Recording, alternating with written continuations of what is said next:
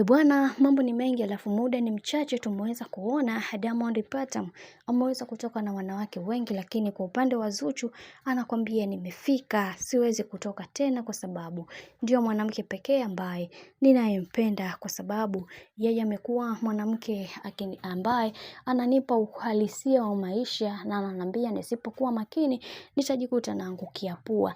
Kuna kipindi nilipitia changamoto nyingi sana, hususan kwenye swala zima la mapato, lakini alinishika mkono na kuniambia hakuna kuanguka, ni wewe kuweza kukaza moyo na kupiga hatua mbele pasipo kuangalia mtu yoyote yule, kwa sababu wewe ni mtu bora na ni muhimu sana katika hii dunia, kwa sababu kila mtu anakuangalia wewe, shabiki, ndugu, jamaa na marafiki. Hivyo unapokata tamaa wewe utakuwa unawakatisha tamaa na watu wengine. Hivyo ni vyema wewe kuamka na kutambua thamani yako kwa kipindi hiki ambacho kilichoweza kubaki.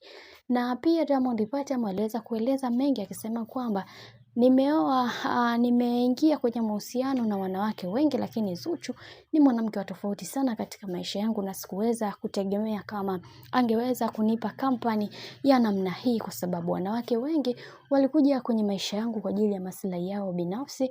Wao walikuja kufuata pesa na wakazipata na wakaondoka pia.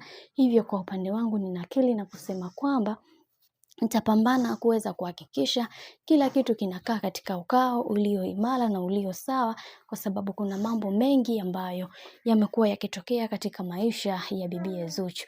Bwana, hayo ndio mambo ambayo Diamond Platnumz amekuwa akiyazungumza na kukiri kwamba ni kweli anamkosea sana Zuchu, lakini atasimama imara kuweza kumfanya na yeye aendelee kuenjoy katika maisha yake yote haya ambayo yaliyobaki kwa kipindi hiki, kwa sababu yeye hakutaka kuweza kumwangusha, lakini mambo yameingiliana.